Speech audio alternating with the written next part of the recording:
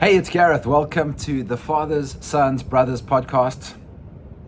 It's taking me a little while to get used to saying that after we went through the rebrand of this podcast from Call to Courage to Fathers, Sons, Brothers. And if you didn't catch that, you will see the updated show icon. And a couple episodes ago, we went through a conversation just talking about the evolution of the Fathers, Sons, Brothers production company and the simplification of our message that we spoke about on this podcast for all the episodes up until this one.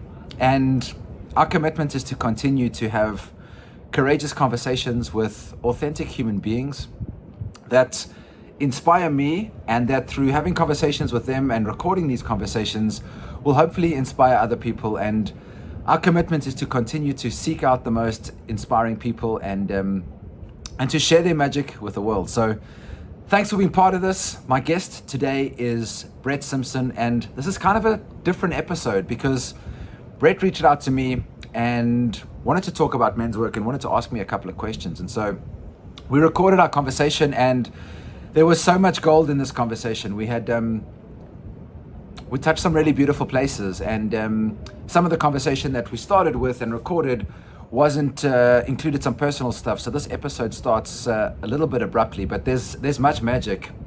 Brett and I talk about what healthy masculinity looks like. We speak about the power of the men's circle and how this ancient technology really supports men to be able to show up more fully for all the areas of their life. We also speak about how sometimes relying completely on intellect when making decisions is actually taking you down the wrong path, and what you should do instead. And then we touched on something which I'm really passionate about, which is a reconnection with our human technology. Our human technology is the recognition that these amazing bodies that we live in are infinitely more capable, I think, than we have perhaps given credit to. And it's a really, really powerful opportunity to tap back into places like our emotional guidance system and understand what wisdom our emotions are sharing with us in every single moment. Brett is an amazing human, and he shows up courageously inside the King Circle, which is one of our productions. He also shows up in the Fathers, Sons, Brothers WhatsApp group. And if you're new to men's work and are looking to find out a little bit more about how to reconnect with the technology of men's work, I will leave a link to our WhatsApp group and our free monthly men's circle called the King Circle in the show notes for this episode. Such a powerful conversation. Brett is such a beautiful brother. And yeah, before we get into this episode, I'll share one last thing, which was in preparation for this episode, our podcast production manager, Shannon, said that there was like a slightly different energy with regards to how the episode unfolds. And I think it's because I'm normally the one asking the questions, and in this particular conversation, Brett was the one asking the questions. So there was just a different level of energy I felt like he was interviewing me rather than me having to interview him. So we went super deep. We had an amazing conversation, and I know you're going to love this chat with Brett Simpson. You said it already. It's like, how do you just come back to the heart? Because all the rest is normally genitals or head, like one part of you is driving, you know, which is the call to courage. This is the point for me, like, come back to the heart, because for men, for me, I spend way too much time in my head, and in the past, definitely way too much time thinking with my cock, like just being pulled in that direction, or even the bottom chakra, meaning my relationship with being okay and safe on this planet, which includes money and abundance and all of that stuff, and letting that completely drive me. Those two are completely driving the show most of the time. And to come back into the heart doesn't lie, If fear and those stories are often a lot of bullshit, but the heart always lets me know that I'm okay. So yeah, to hear you say that the practice to come back to the heart is the way that I understand it as well. Yeah, is that for you, Call to Courage? Because I was going through your podcast, which, I mean, Gareth, your work is, I mean, it's the reason I want to have this conversation with you is phenomenal. But is that for you what the Call to Courage is? Is coming back here? Yeah, the courage is the rage of the heart, and it means from the heart, and it represents many things. For me, it's the meeting point between the top and bottom chakra, And that's not a thing that I could have said to Gareth of 10 years ago. Chakras was just too weird. But recognizing that there's different energies that move and they have different vibrations and they do different things. For me, the head is sort of like the thinking chakra that's connected to ideas and for me, more masculine connected to the sky and the feminine more connected down into the earth. The root chakra more in the body, more of a dense vibration. And if you close your heart, you lose access to the flow of energy between that. And so, yeah, when I'm having an argument with my partner about money, my root chakra is like, we're going to not survive. There's not enough for all of us. You know, that old scarcity story is coming from the lower chakra, and I'm fighting with my partner about it. The only way through for me there is to come back to the heart. And the heart's like, you've always been okay. You're connected to this amazing planet and you will be okay. And if you're not, we'll all transition and something else will come. So like getting to that piece, like is also a bit of an acceptance of death, which is the bottom piece. So the call to courage is this always speaking from the heart, speaking from what's on your heart in every single moment, which is the point of the podcast. And what I loved about your share when we started this was you said something like, I can't remember your words, but what came up for me was this recognition that I think as we get older, we get to this place of like, I can't not be me anymore. Like I have this mask on that I play in front of my partner or my parents or whatever, but it creates a point of tension between the authentic self and this mask that you wear that as you get older, you get more and more like, fuck, I can't do this anymore. I just don't want to play this game anymore because it's taking me away from being me. And that's the only thing I can be. And so, yeah, that recognition that you had was really powerful for me because it brought up that piece of like, it has to be authenticity or nothing.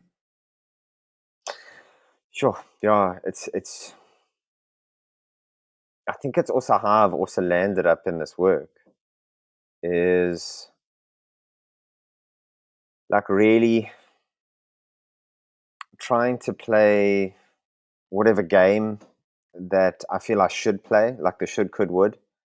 And the only time I ever feel any level of authenticity is that when it's coming from here, or lack of intimidation, or connection to somebody who I love. Like it's all for me being and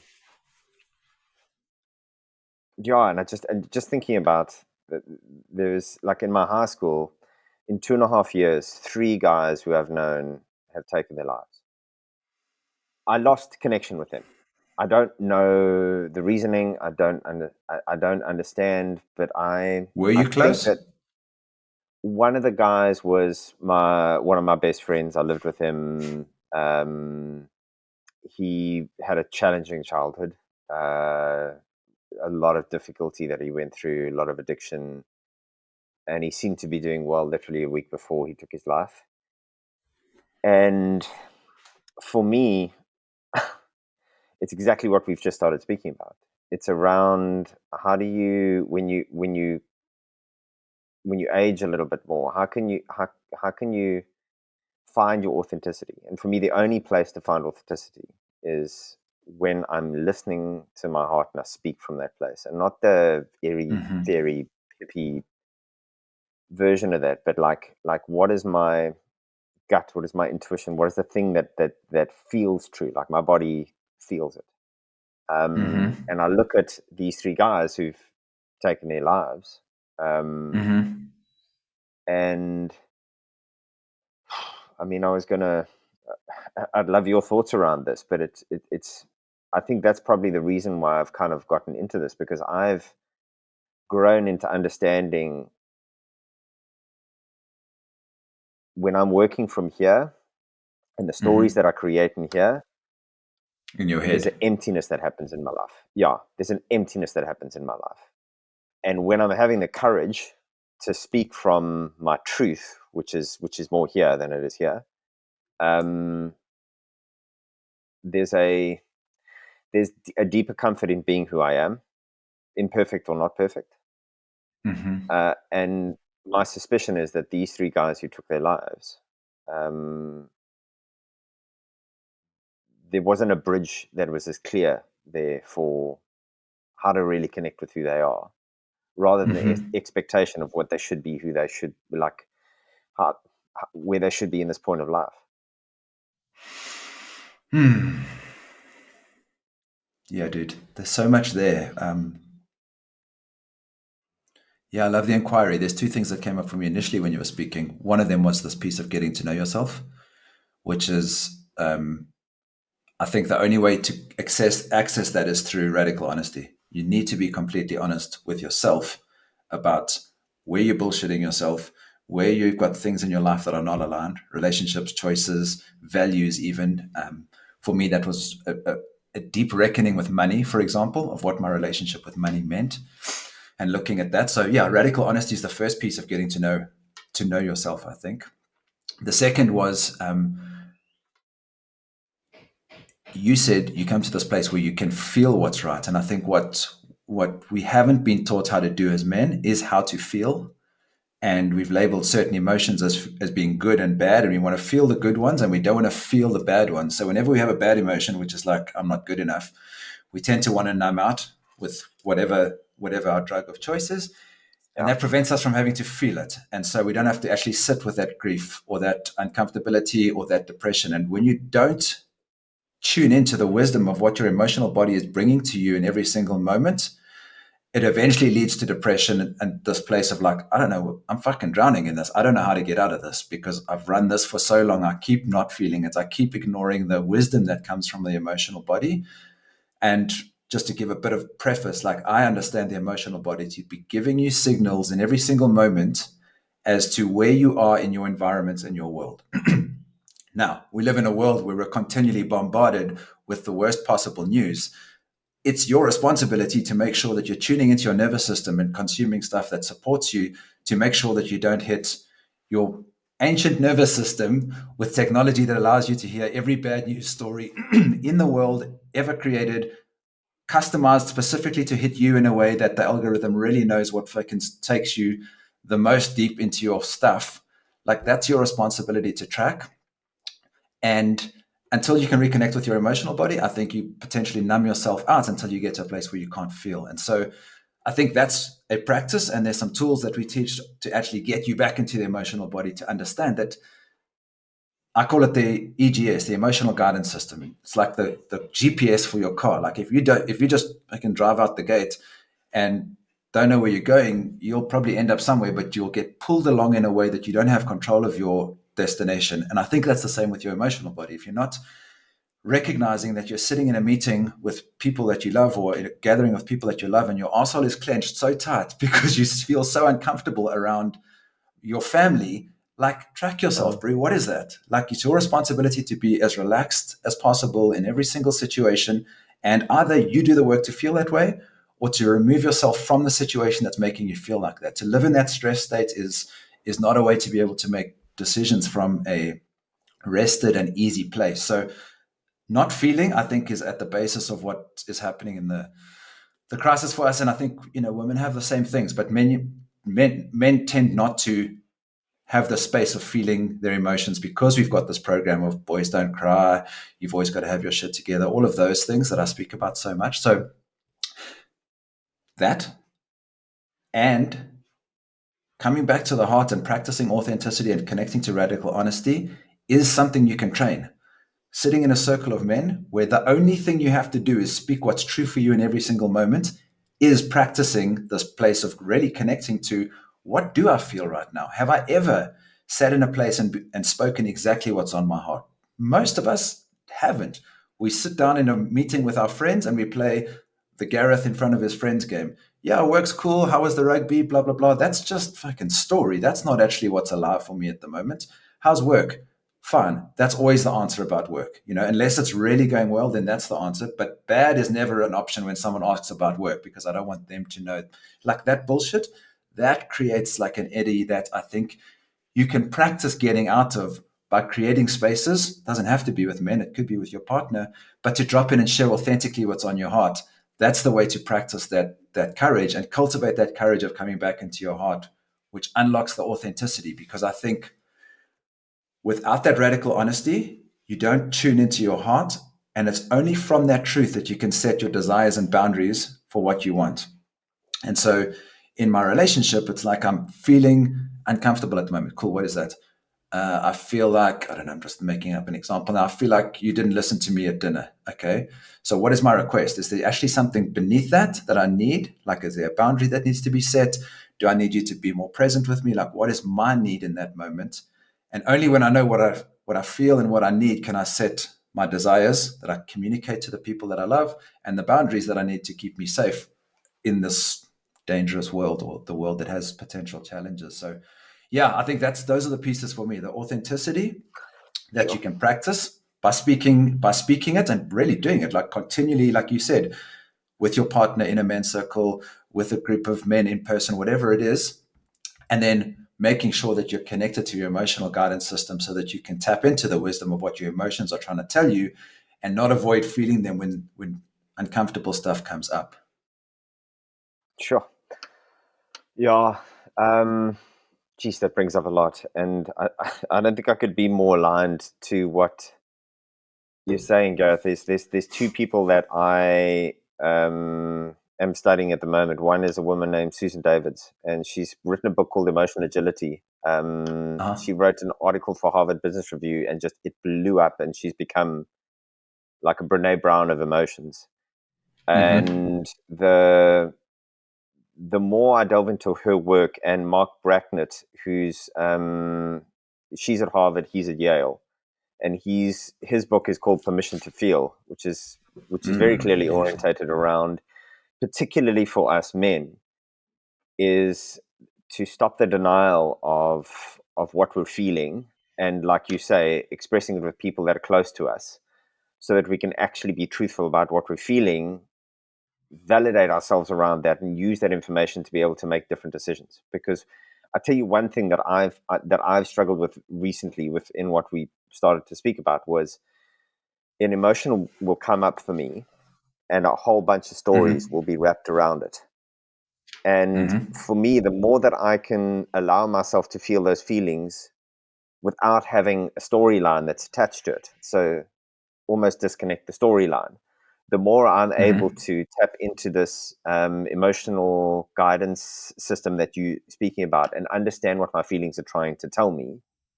And the Mm-hmm. more that I'm actually able to actually understand or use that as data for my decision making. So and Mm-hmm. with all the men that I've worked with, so you know that I've got these workshops that I do. The most difficult part, there's a emotional part, there's a mental part, and there's a physical part. And Mm-hmm. the biggest one that I've got the most, I suppose, fascinating, deep, and powerful shifts have been the emotional one. I use music in order to be able to um, allow an easier access to the emotional changes that are happening and to stimulate and to seed those as well. Mm-hmm. Um, and for me, the biggest thing when I'm just to kind of connect what I previously said around those three men that I know who committed suicide is that our emotions are the things that dictate how healthy our relationships are, and our ability to connect and understand and work with our emotions actually result very specifically in how good and how deep and how valuable and how fundamental our relationships are.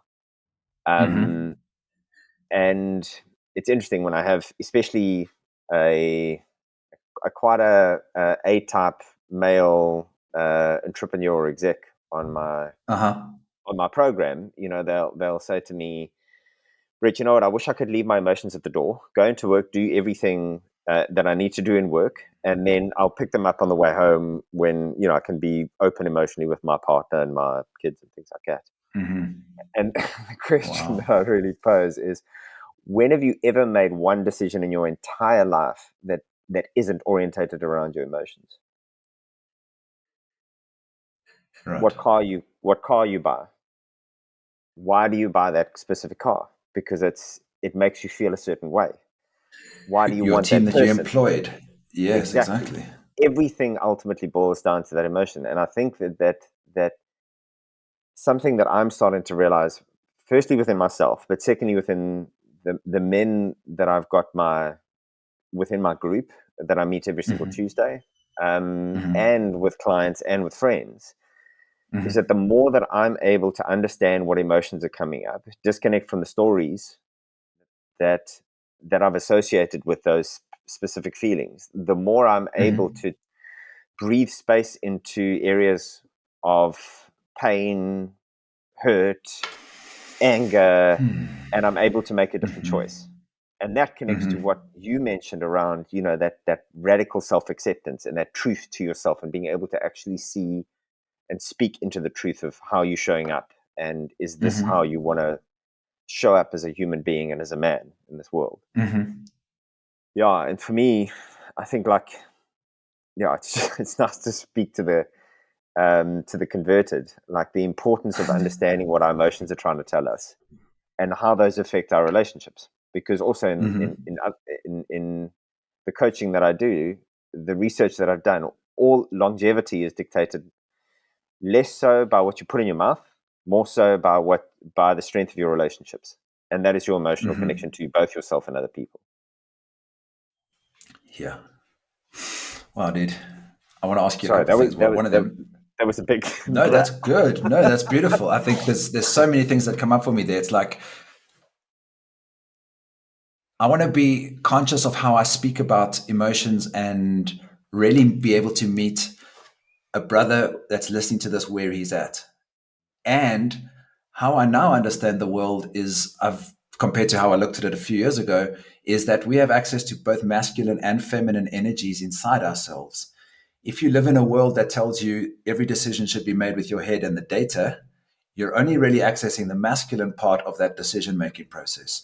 It means that you've disconnected yourself because you chose to leave at the door my feeling body that also has as much to play in what's happening in the world if you can see past it, meaning your intuition and your gut feeling fucking matters. Like it's been developed over millions of years to let you know what's happening in your world, even if you can't see it or prove it, it may be true. And it comes to us through our dream life, and it comes to us through these hits of inspiration when you're open to them and listening. But when you've left that at the door and you only make decisions with data, in many ways, you're not actually accessing the full range of options that are available to you to make better decisions because you've got more data. If you trust the feminine part of intuition and feeling as data, you're going to make better decisions. So to not do that is to actually, it's counterintuitive for me because I recognize in the past, a simple example would be my relationship with competition over collaboration. For me, this is a powerful point of the immature versus the mature masculine. The immature masculine is like, it's my castle, there's not enough. Every client that Brett gets that's a man is one less client for me. Fuck that. I don't want that. The mature masculine is like, there's more than enough for all of us here. How do we work together to network and build in a way that's going to create a better environment, a better opportunity, a better chance to share resources in a way that we haven't been able to do with the immature masculine, which is what we see through the challenges with capitalism and the patriarchy, inverted commas, toxic masculinity. I don't like the word, but those are more conversations around the immature masculine. What you said there was like this place of recognizing that actually underneath all of it, everything we see in the world outside, I believe, is a reflection of our inner world. And so it has to start for me with self-love. You have to come to this place of complete self-acceptance for me, Gareth, the human being. Otherwise, I look out there, the world's broken, my partner's not perfect, all of these other pieces, but it's really just a projection of where I'm not in acceptance of what actually is in the world at the moment. And I don't think there's any work for any of us to do out there. Ramdas says, all the work we need to do is in the privacy of our own hearts. That's our work in this lifetime, to just keep fucking loving and accepting ourselves. And I would love to hear you share your morning practice around self-love, of speaking into the mirror. What are those affirmations? I think that would be a really powerful thing to share here. If you're open to it. And it's 100% open to it. And it's amazing the pang of anxiety that comes up when sharing this.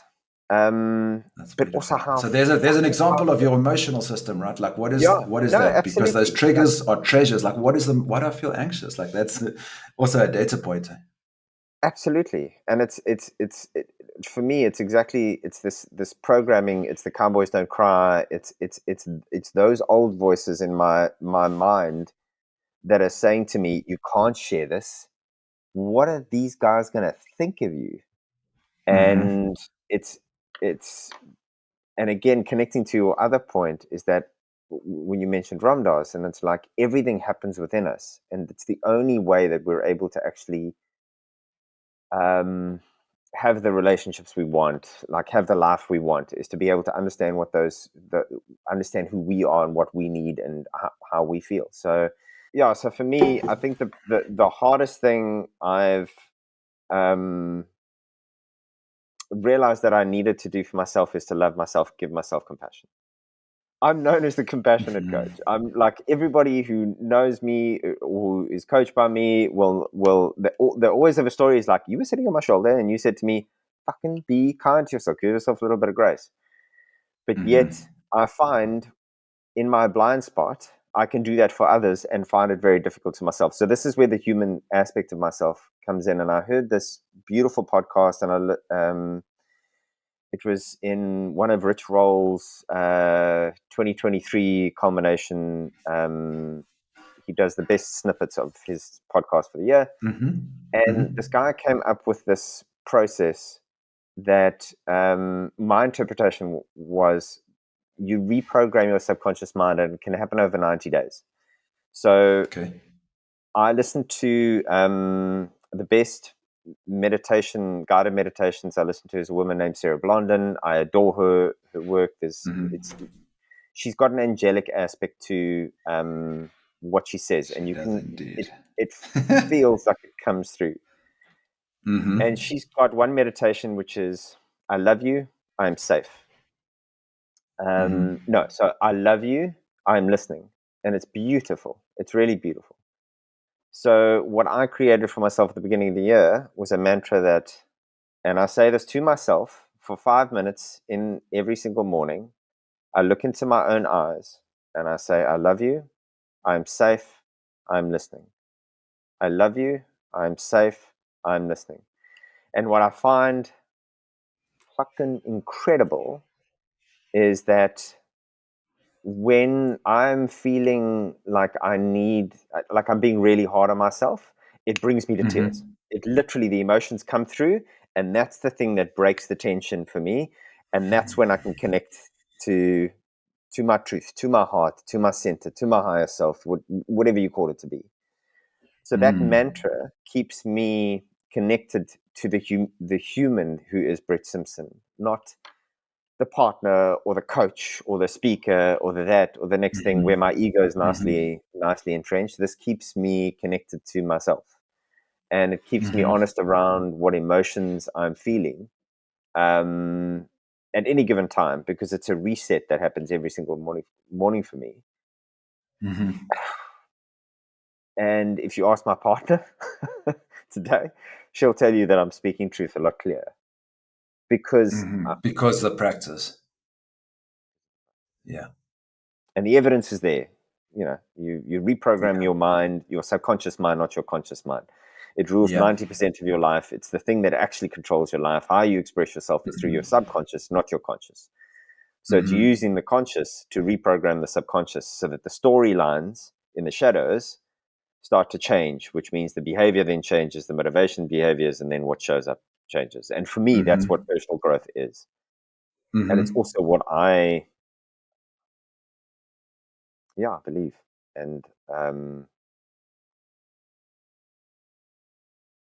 And using myself as the guinea pig, as it were, that has been by far the most powerful practice that I've implemented. And I'm only, I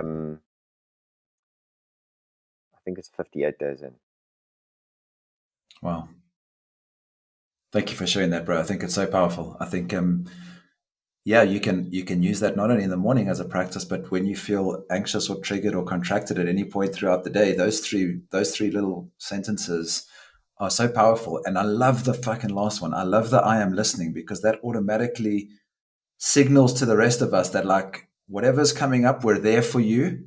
And in some ways, for me, it links back to I'm listening for the next time this happens. The next time I feel contracted, I'm listening.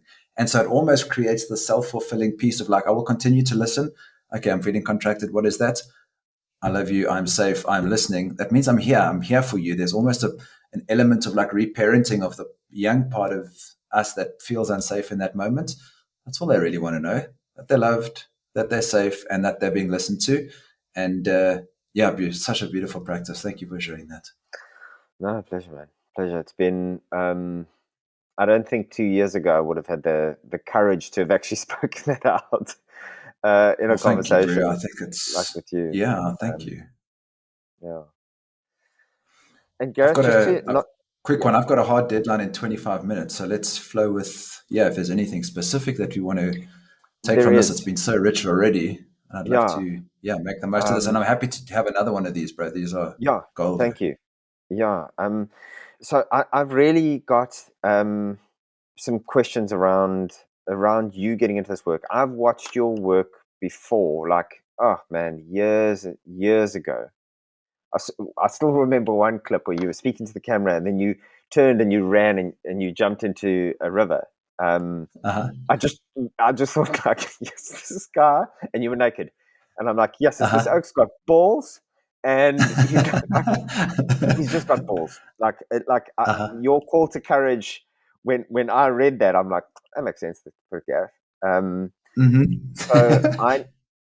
I know that it's taken you a shit ton of courage to get to the point where you are, and you actually facilitate men's work for other people. What I'm Mm-hmm. curious about is, when did you know that this was the work that you want to do, and what happened within you to recognize that this is what you needed? Such a beautiful question. Thank you. Um, I was going back to your previous thing about the compassion coach, and I think I think there's a saying, we always coach the things we need to learn the most. Meaning that it's almost impossible to coach on something on a path that you haven't walked. Meaning that the healer intrinsically has the root of the wounded healer in their path. Do you know what I mean? Like Mm. the part of whatever it is that's wounded in you has to be the piece that you integrate, that you go and become the bodhisattva or the guide to support that particular piece. I don't think I could be a menstruation coach. I just don't think I would sell many courses. Despite conversations around how we choose to identify. Like, if you haven't really walked the path, you can't really do it. And so I think, Uh, yeah, the path of men's work for me had to have come from maturing my own masculinity and recognizing the places in my life where I had been acting from the immature masculine, which is, the competition, a little bit of like teenager jokes around sex and intimacy, because that was just how the world that I was in, not recognizing specifically around sex, the magic and beauty that is part of it, completely not even aware of its power in terms of creation and or healing and all of those elements of it. It was really getting laid, yeah, having kids if that was your journey. Yeah, maybe a bit of kinky stuff, almost always with alcohol involved, specifically because I was single for a decent chapter of my life. But yeah, just recognizing that there was a lack of presence in places in my life that when, yeah, I got to a place where I had a dark night of the soul that required me really reckoning with many of the parts of my life in Johannesburg that weren't aligned to something else. And so my business had done well.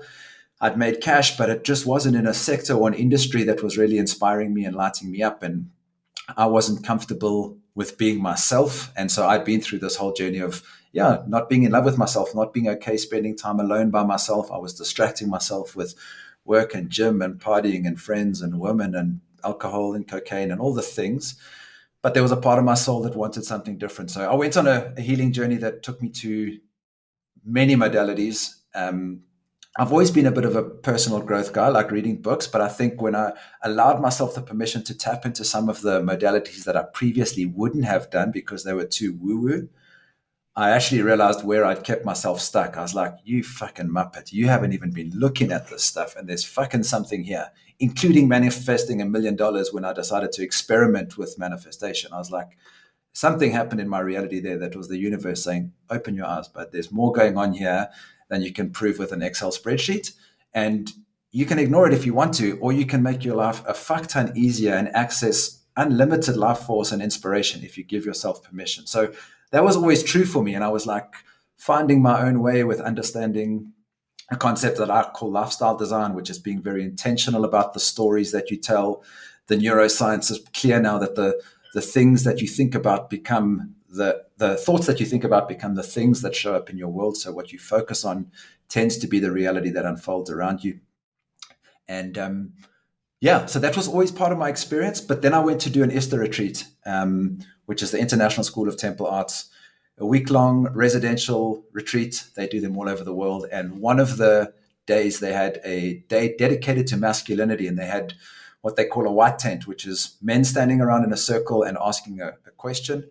And much like a men's circle that I now facilitate, the only requirement is that you speak about what's genuinely true. And so different men jumped into the circle and shared their own experiences with topics around body shame, sex, trauma, addiction, whatever the topics of conversation were. And I just cried most of the time because I was like, wow, I realize that I've been doing all of this on my own, thinking that nobody else has got these challenges. And in some way, shape, or form, the brothers that are in the circle they say something, I'm like, yep, I had that. I've done a version of that. Or I can see that in somebody, like suddenly these pieces are starting to land. So that was amazing. In that same circle, I chose to step in. I got to speak about my own shadow, my own journey, my own things that I kept in the back of the cupboard because I didn't want anybody to know, because that wasn't the Gareth that I wanted the world to see.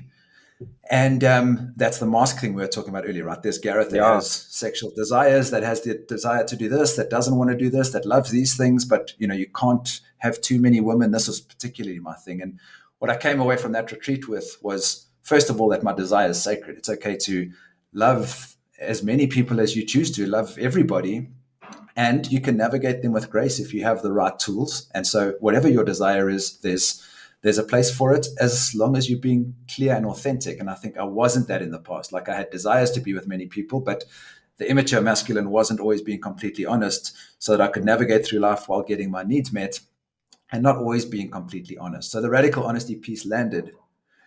But the final piece that I want to just bring onto this was that I go into that circle, I share what's authentically alive. I feel super anxious when I first get in there.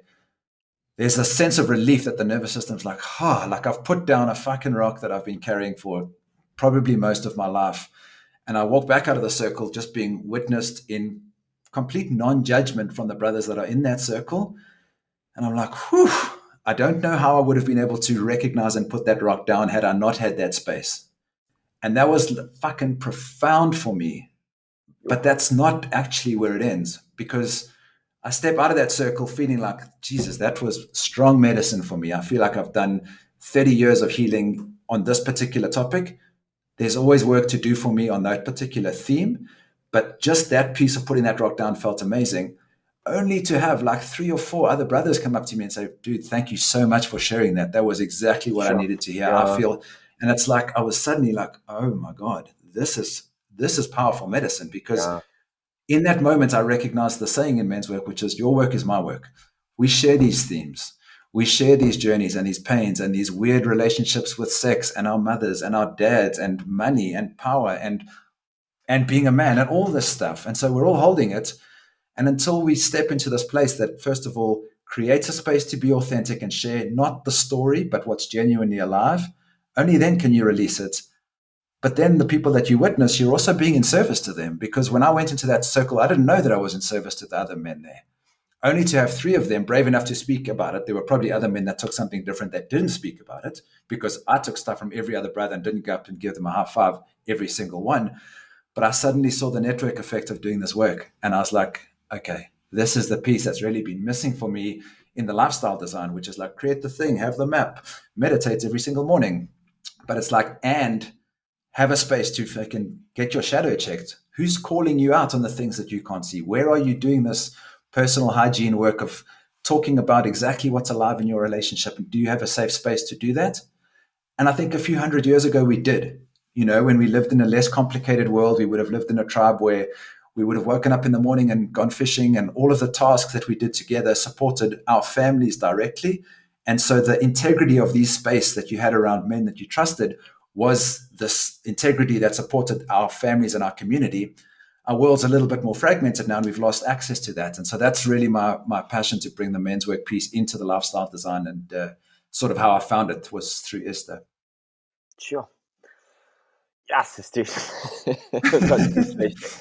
No, seriously, Gareth, that was like, yeah, a privilege to hear that. Thank you so much for sharing, my man. I was actually going to ask you a follow-up question to that, which was like, what, and maybe it'd be interesting to actually see what you would say now. But like, if you were to zoom out with the men that you've worked with your experience with Esther, like, what do you think is the biggest unmet need right now for men in the society that we currently live in at the moment that is getting quite confused? And there's this whole, you mentioned it earlier, like, I also don't like the word toxic masculinity because it gets thrown around without care, without thought, and it does damage to men on a subconscious level in a way.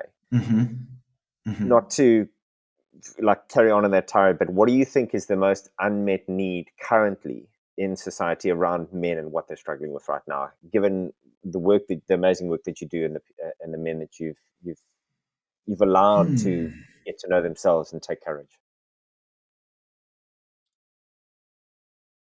I think at the basis of it, it's self-love. And I say that word almost, I want to wrap it up in something different. And the reason I want to wrap it up in something different is that if you told Gareth 10 years ago that he needed self-love to sort himself out, I wouldn't have landed with me in a way. I just wouldn't have been what I needed to hear. And so I think what comes from self-love is the self-acceptance. It is the letting go of the stories. It is the practice of, I love you, you're safe, and I'm listening. That all comes from a practice of self-love. And so the underlying need that I think we're looking for as a society is back to the Ramdas piece, like just the space to be able to go within. I don't think people have that as a North Star. I think people are trying to solve the world out there and fix things out there. And I have this analogy of 3 circles interlinked, with the middle sort of core circle being self-love, the next circle out from that being interpersonal love, and the next circle out from that being universal love. And I think it's quite hard if you don't have self-love to be able to possibly expand into any of the others. Meaning, if there was a time in my life when I didn't love myself very much, the idea of completely loving nature and rocks and trees in their entirety, and love the world, including the bad parts, which I would define as universal love, the outer ring, it was impossible. I was stuck in trying to get my own needs met, living in a place of scarcity. My self-love wasn't good enough. My interpersonal ring around that was also not very solid. I couldn't keep solid relationships. I was just in a place where not loving myself enough affects those outer rings. And so I think the question around what do we need, we all just need to start loving ourselves and accepting ourselves, because when that happens, this is going to be the self-acceptance that allows us to manifest somebody that's in a similar vibration to us. And then we can go on a journey together, not from a place of, I need you because it means something about me, or because you have the money, or because you have a BMW, or because we can live in Dainfern, because your dad's got the blood, whatever that is. That all can just let go of it, like you really meet somebody for who they are.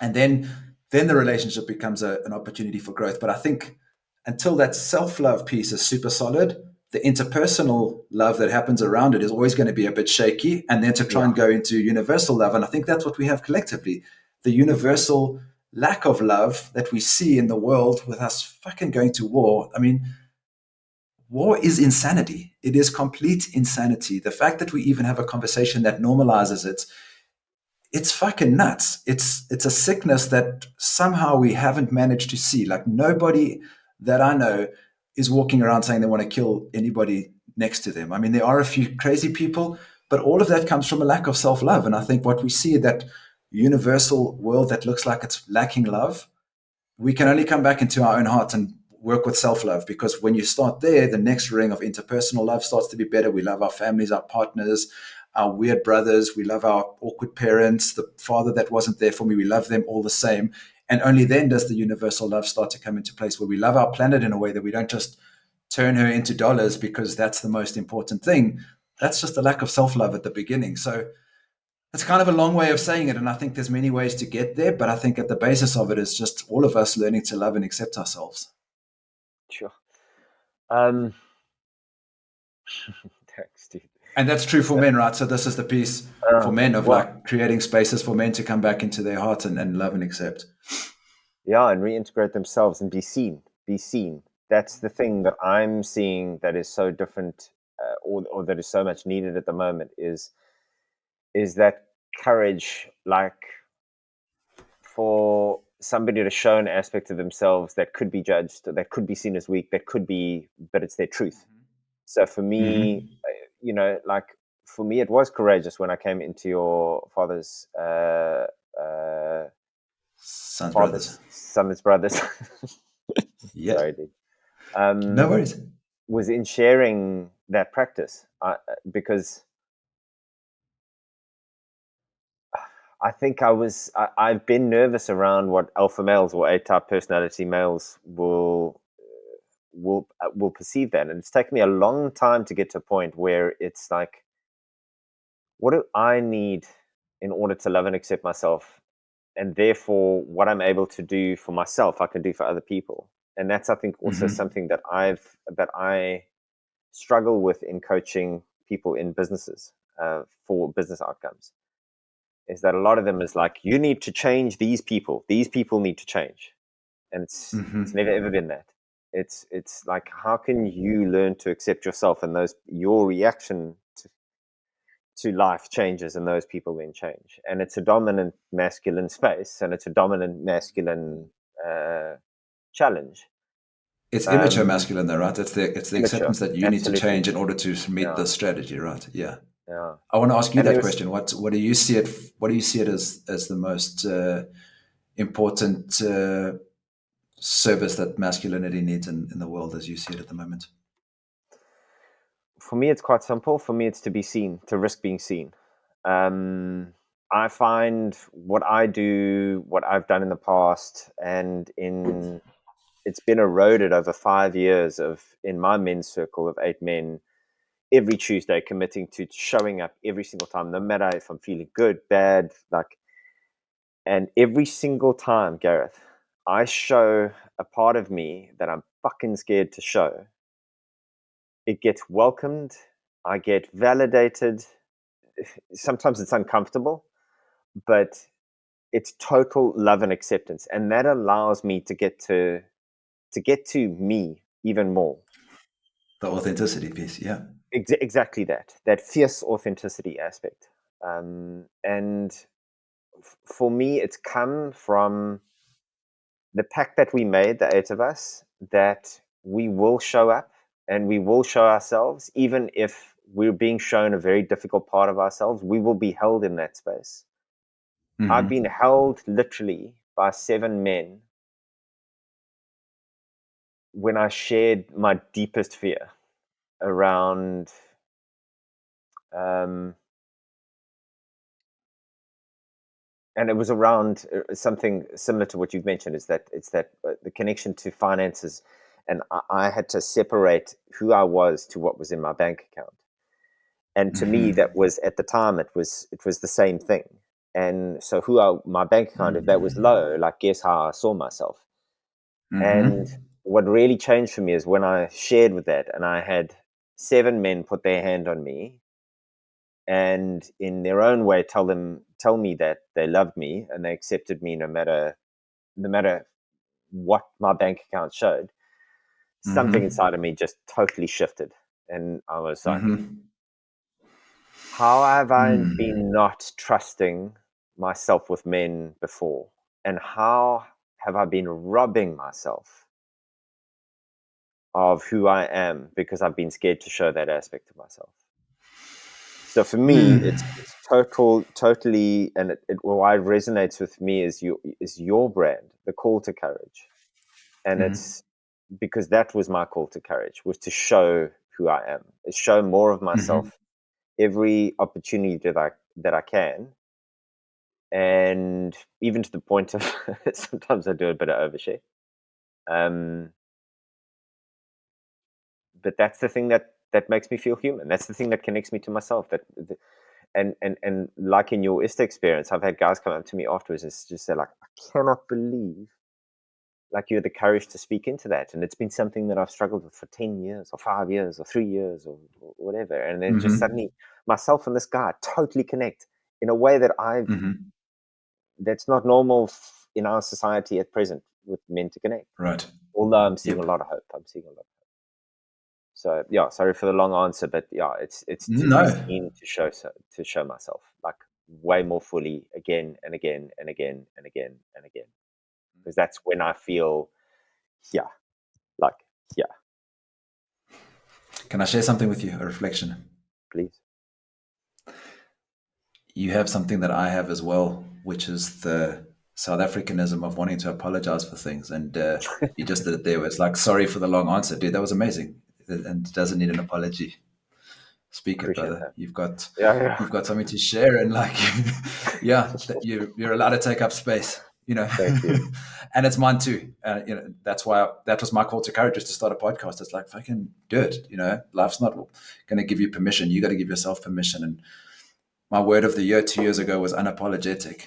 And yeah, for me, it was that. Like, I don't have to fucking apologize for everything. And actually, I've actually developed this practice of, instead of saying sorry, I actually ask for, like, if I'm late, I'll say, thank you for your patience.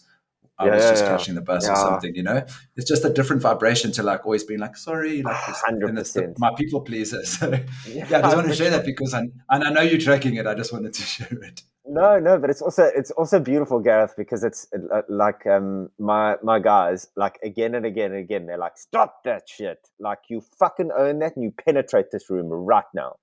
So what you've done so beautifully is that you've spoken with all of their voices. So I fucking love you for that, and I appreciate it, because it's like you are a brother of mine, flat out, because it's like, oh, thank you, appreciate it. My friend and I have a very short sort of reflection of that, where we both have it, and so it'll be like, no, sorry, fuck you. Just like as soon as you apologize, Oh, sorry, fuck as you. soon as you, no, sorry, fuck you, and then you're like back on track, just apologizing for no reason. Oh God, dude! Like when you're next in South Africa, please let me know, because I'd love to introduce you to my guys, and just yeah, Cool, I'd love to do that. nice one, Yeah. brother.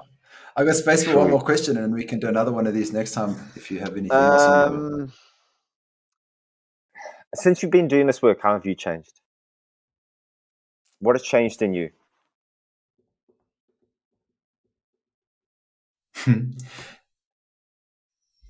I want to be careful how I word this, because again, I don't want it to freak somebody out. But I think the thing about men's work for me is actually integrating the feminine, weirdly enough, Ooh, because I like the that. the thing about That it is, is it's like, beautiful. Yeah. because there's this place of recognizing that we spoke about earlier. If you don't connect to these other energies that you want to leave at the door, the emotions of sadness and grief and your emotions as a whole, you're not in some ways connected to the feminine. And so if I have this analogy of working with all these parts inside myself through this lens of an inner kingdom, where I have a king, which represents my masculine, my strategy, the one who rules everything, but I also have a queen. And for most of my life, I didn't really tap into the queen. And for me, the queen is the element of surrender, receiving, acceptance, being with what is, self-care, listening to emotions, weaving connections into the field to be able to build relationships like women do, just connecting with one another, building those social networks, hosting, cooking. All of these pieces for me are really me getting connected to my feminine. So the question around men's work is like, what do you get from men's work? All the things we spoke about and the challenges and doing hard things. But really, for me, it's cultivating the awareness of how I dance my life between having a strategy and fucking going after it, masculine. And the other, which is more of an edge for me, is like, actually, I'm just going to sit here and magnetize it in. I don't need to do anything. The world will send me what I need when I'm already abundant. This is the feminine. Like, how do I come back to that part? Because that's available too. And I notice what happens in my life, especially in a men's work brand that's got a podcast and all the things. Like, I'm strong at building team. I'm strong at going out there. When I'm wanting results, I tend to go more towards like, okay, I'll create another experience that adds value. But there comes a time when that energy is overly active, and I'm actually not in the place to even be able to receive. I'm not open to receiving, and I'm just too much in the doing. Like, I'll do another podcast. People are like overwhelmed with the energy. You almost need to give it a bit of space. And I think of it as a woman with her legs open, like just open to receiving the love and gratitude that is the feminine, to be penetrated, to be in the receiving, to be able to accept and magnetize in, which is the opposite of the masculine, which is the hunting. And so I call it an inner marriage, and it's recognizing that the most integrated version of me, like you said, is listening. I'm listening to all of these parts as often as I can. I don't always do it, and I get stuck often in resistance and overwork and some of that stuff. But the men's work for me is really recognizing that an integrated, mature man is not ignoring anybody else in his kingdom. Yes, I have a child who fucking stomps up and down if I spend too much time behind the screen, but I'm listening, so we go for a walk. And I recognize that I've got a rebel whose name is Tyler, and he's fucking strong. And some days he wants to smoke weed and lie on the bed and watch Netflix rather than do the work, which is Marcus, my king's job. And some days I need self-care, and that's my queen, Wilhelmina, who's speaking. And to listen to all of these parts speaking together is me integrating myself. And so the men's work is really just a combination of those, which results in the inner marriage, this complete marriage and relationship that I have between my masculine and my feminine. So yeah, and that can sound weird for people because I haven't necessarily found the words to deliver it in a way that I think Gareth from 10 years ago would resonate with it. Sure. But for me, it has really to do with power. If you don't connect to that feminine part, you're actually losing power in some ways. It's like akin to trying to run a kingdom where you're not listening to the princess, you're not listening to the queen. Any of these feminine energies are there and are an essential part of the kingdom, but you're just not paying any attention to them. That for me is the journey of recognizing and integrating all of these parts of myself. Thanks, dude. I've got 100 follow-up questions. I just want to carry on, but let's nip it in the bud. I'm going to write down the next one, and I've got a couple more that cool. I want to ask you. But thank you, dude. This was fucking great. I love the energy between the two of us as well. There's so much resonating. Beautiful, bro. Thanks for setting this up. Epic, bro. Yeah, pleasure. Yeah, thanks for agreeing to it. Amped. Cool. Love you, bro. Have a good one, my man. Yeah, take it easy. Ciao. Hey? Okay, bye.